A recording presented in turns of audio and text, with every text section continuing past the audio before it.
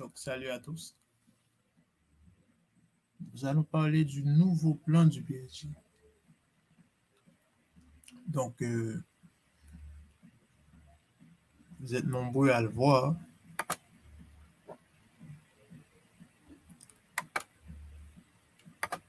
À quoi ressemblera l'équipe du PSG face à Lorient. Donc, ce sera une équipe pratiquement différente de celle de l'année dernière. Donc, là, il n'y a plus Messi, il n'y a plus Mbappé, Neymar, jusqu'ici en instance de départ. C'est une équipe qui sera composée de Lucas Hernandez sur le côté gauche comme latéral. Donc, c'est assez intéressant, Lucas. Il est assez intéressant, surtout son apport défensif. C'est un très bon latéral. Offensivement, il ne monte pas trop. Donc, il y a cette espèce d'asymétrie entre Lucas Hernandez et Achraf Hakimi sur le côté droit. Et pareil, Luis Enrique aime jouer dans ce sens. Avoir un latéral qui monte et avoir un autre qui est plus défensif. Et dans l'axe, on aura droit à Marquinhos, donc son côté rapide. Il peut faire jouer son côté rapide. Et on va l'associer avec Skriniar, Milan Skriniar. Skriniar qui revient des problèmes de dos.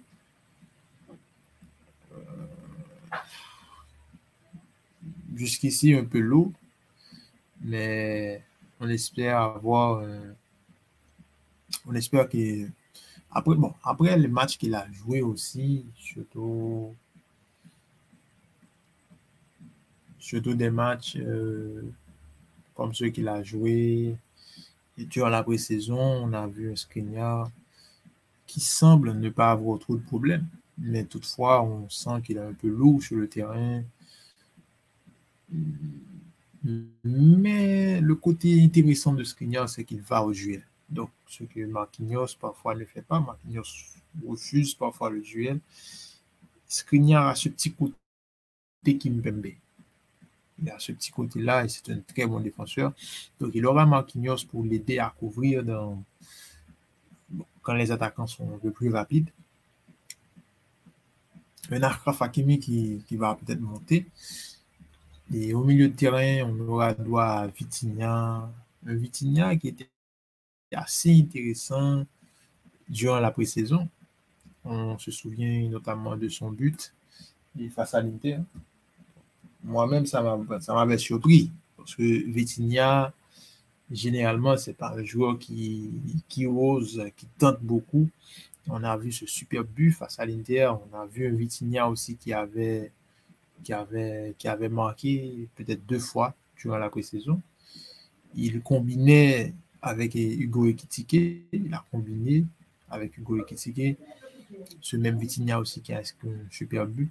Donc, on a un Vitinha qui va vers l'avant. On a un Warren Zaïre-Emery, une véritable pépite, ce jeune.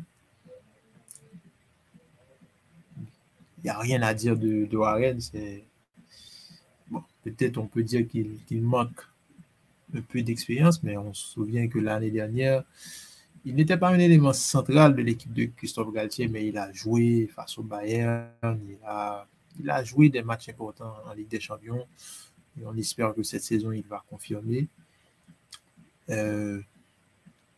On aura droit à Manuel Ugarte, un numéro 6 un peu traditionnel. Même Manuel Ugarte, il a cette grinta-là, cette capacité d'aller chercher le ballon.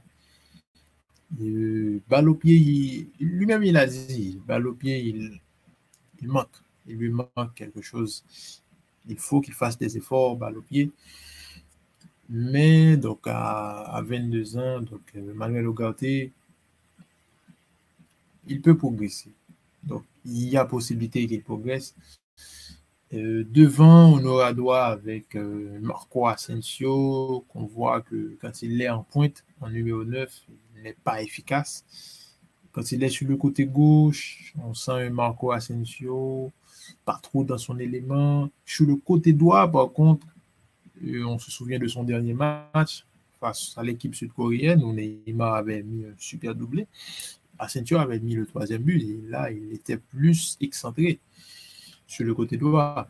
Donc, on peut s'attendre à un bon match de Marco Asensio. Est-ce que le fait d'être titulaire ne va pas influer sur le match? On ne sait pas. Mais Marco Asensio utilisé de cette manière en tant qu'ailier droit, ça peut faire la différence. Et on a Kang In-lee qui sera présent aussi, un joueur que j'aimerais voir face à Lorient sur le côté gauche. Kang In-lee est très bon balle au pied, c'est un très, très virevoltant, sauf que Kang In-lee ne prend pas beaucoup la profondeur. Donc, c'est pas trop un ailier, donc c'est plus un joueur qui a le ballon dans les pieds. On peut s'attendre à Kang In-lee qui élimine 2 ou 3 joueurs qui va combiner avec un Gonzalo Ramos en attaque. Mais c'est pas trop le Kang In-lee comme celui qui va te faire, qui va te donner un match comme Vinicius Junior. Vous voyez ce que je veux dire? Donc, je sais que c'est un peu osé en comparaison entre Vinicius et Kang In-lee. Mais un style de jeu de ce genre, on ne va pas trop avoir la profondeur avec Kang In-lee. Et après, on a Gonzalo Ramos devant en tant qu'attaquant, en tant que pivot. C'est assez intéressant, surtout qu'on va avoir Achraf Hakimi qui va peut-être centrer, qui va beaucoup centrer, Gonzalo Ramos qui va prendre le ballon de la tête. Donc, c'est une équipe complètement remaniée, différente de l'année dernière, de ce déséquilibre qu'il y avait l'année dernière avec déséquilibre qui s'est plus montré sur la deuxième partie de saison, parce que durant la première partie de saison, après le 7-1 face à Lille, waouh! Nous, les fans du Paris Saint-Germain, on s'était dit on allait la voir cette Ligue des Champions. Mais toutefois, donc il faut se dire que parfois dans la vie, ce qu'on voit, c'est pas toujours ce qu'il y a. Parce qu'on peut dire que on avait un avant-goût d'une superbe saison avec 3 génies qui pouvaient être mieux utilisés, il faut le dire. Mais malheureusement, durant la deuxième partie de saison, il y a beaucoup de choses qui se sont passées entre-temps. Mbappé avec le pivot gang, penalty gate. On a eu Lionel Messi qui, après la Coupe du Monde, il était exceptionnel durant la Coupe du Monde et après la Coupe du Monde, ça s'est un peu arrêté, on peut le dire. Donc, il y a eu des choses qui sont passées. Donc, il ne faut pas aussi enlever ce côté-là, mais il faut aussi parler de la faiblesse tactique de Christophe Galtier. Par moment, Christophe Galtier, il tentait beaucoup de choses. Donc, bon, est-ce qu'on ne l'a pas assez donné de temps? Je ne sais pas trop, mais Galtier, tactiquement, les matchs étaient difficiles à regarder. Il n'y avait pas de football. Et Luis Enrique, avec cette équipe-là, une équipe qui n'a pas de star, bon, pas de méga star, des Mbappé, des Messi, donc il n'y a pas ce genre de joueur-là. Et si Neymar, s'il s'en va, Enrique va avoir avec lui une équipe. Donc j'ose espérer que c'est une équipe qui va aller au pressing et que les joueurs ne vont pas regarder les statuts. Il y a une équipe sans statut, mais avec des bosseurs. On sent que le PSG a envie d'aller dans cette direction-là. Un PSG qui peut-être après, c'est un peu lassé de Neymar, c'est un peu lassé de Kylian Mbappé. Et le PSG qui veut aller dans cette direction-là. Mais on se demande, est-ce que ça va suffire? Ça devra prendre du temps. Parce que cette équipe-là, elle a beaucoup de carences. Jusqu'ici, ce n'est pas une équipe assez équilibrée. Même en mettant Warren Zaïre-Emery, Vitinha et Ugarte au milieu de terrain, il faut des joueurs au milieu de terrain au PSG. Peut-être un milieu relayeur qui a cette capacité, ce style un peu à la Toni Kroos pour casser les lignes quand dans des phases où changer la phase du jeu, dans des phases où c'est un peu difficile, où l'équipe ne veut pas trop avancer, Toni Kroos qui te fait de longs ballons sur les côtés pour changer le jeu un peu. On sent que ce PSG-là a besoin de milieu de terrain et de très bons milieux. Donc, jusqu'à présent, le problème du milieu de terrain n'est pas encore résolu. Moi-même, j'ai des interrogations sur cette équipe.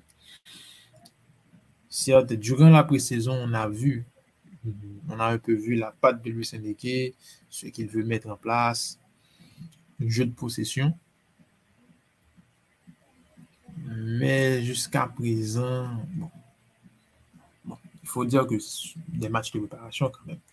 On ne va pas trop analyser ça. Et on ne va pas non plus rapidement analyser un match de commencement de match de Ligue 1. Mais il y a certains doutes. Il y a certains doutes et sur l'effectif. Donc, il y a une meilleure profondeur de banc et jusqu'ici, ce qui est différent de l'année dernière. On avait que Hugo Ekitike. Mais bon, jusqu'ici, ça va, mais l'effectif est un peu juste parce qu'en attaque, il n'y a pas trop d'options aussi.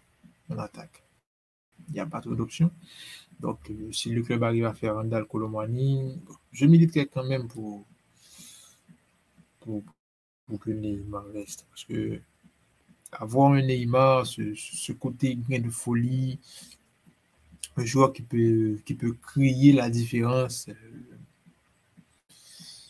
Parce que Neymar, c'est une vista. Neymar, c'est un peu la folie. C'est pas le Neymar de ces jeunes années. Un Neymar qui pouvait éliminer ses adversaires de manière facile, avec certaines facilités. C'est pas ce même Neymar-là. Mais toutefois, on a un vestige de Neymar. Neymar qui peut plus jouer, qui peut être entouré.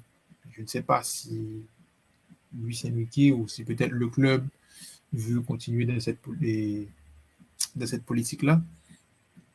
Avoir un joueur star et l'entourer de très bons joueurs, et voir comment peut évoluer l'équipe.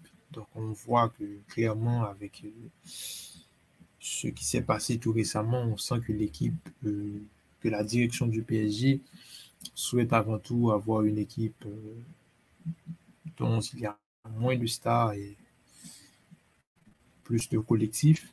Est-ce que ça va assurer une bonne saison? Peut-être pas. Donc il faut s'armer de patience. Donc, les plus grands objectifs s'atteignent avec de la patience. Et bon, ça va falloir qu'il faut qu'on laisse du temps à un coach comme Luis Enrique. Il faut qu'on lui laisse du temps pour travailler. Il ne faut pas que ça soit un coach de 1 à 2 ans ou 3 ans. Bon, on a vu ce qui s'est passé avec Guardiola à Manchester City. Après toutes ces années, Guardiola a pu finalement remporter la Ligue des Champions. Donc, il faut aussi laisser du temps. On ne sait pas si Luis Enrique va rester lui-même. De côté, on a la volonté du club, la volonté de Doha, la volonté de Nasser Al-Khelaifi. Il y a aussi la volonté de Luis Enrique. Voudra-t-il rester? On a eu vent de certaines rumeurs venant d'Espagne qui voulaient partir. On sait aussi que Raphaël Paul, donc le préparateur physique, voulait aussi partir. Bon, entre-temps, il faut, vous aussi, les fans du PSG, il faut baisser la pression et les encourager. Parce que tout ça, c'est important pour un club. Il faut les encourager. Et on sent aussi que avec moins de stars, ça va aussi baisser la pression au Paris Saint-Germain. Ça aussi, il faut le dire. Donc, un effectif où on n'aura pas trop d'attentes énormément d'attentes. Donc, ça va un peu baisser l'atmosphère, baisser la tension. Mais toutefois, il se peut toutefois que les journalistes français, comme à leurs habitudes, il se peut qu'ils alimentent ce côté toxique de l'ambiance autour du Paris Saint-Germain. Donc, on espère, on espère toutefois qu'il y aura un match exceptionnel. On va voir ce que va proposer Luis Enrique dans ce match face à Lorient. Est-ce qu'on aura un Kangli qui va être un ailier qui va plus rentrer dans l'axe, essayer de combiner avec Gonzalo Ramos, un Marco Asensio qui ne va pas courir avec le latéral adverse, mais plutôt qui va rentrer dans l'axe. On sent que ces deux ailiers sont deux ailiers ici qui ont cette caractéristique en commun de repiquer dans l'axe. Donc, les centres, est-ce que Gonzalo Ramos va les mettre? Donc, Kangli aussi peut avoir de super passes décisives. Et je suis curieux de voir l'animation offensive de l'équipe. Je suis curieux parce que jusqu'ici, on a eu que des matchs avec Ekitike en pointe. Parfois, on a même eu un match avec les Minas, d'autres avec Carlos Soler. Bon, Carlos Soler, moi aussi j'ai envie d'y quoi. J'ai envie d'y quoi, envie de voir quelque chose de nouveau dans cette équipe. Donc, il faut leur laisser du temps. On va leur laisser du temps. On va prendre du plaisir à voir jouer l'équipe, donc à voir s'améliorer l'équipe. Mais on peut dire que pour le moment, le PSG est un peu loin des grandes équipes d'Europe. C'est un peu loin, niveau intensité, c'est un peu loin. J'ai vu un match à Arsenal face à Barcelone. On a vu l'intensité qu'a mis Arsenal. Donc, le PSG jusqu'ici, c'est un peu loin. Donc, on espère que ça va changer et durant la saison. Donc, on espère. Donc, ciao, à plus et à une autre vidéo.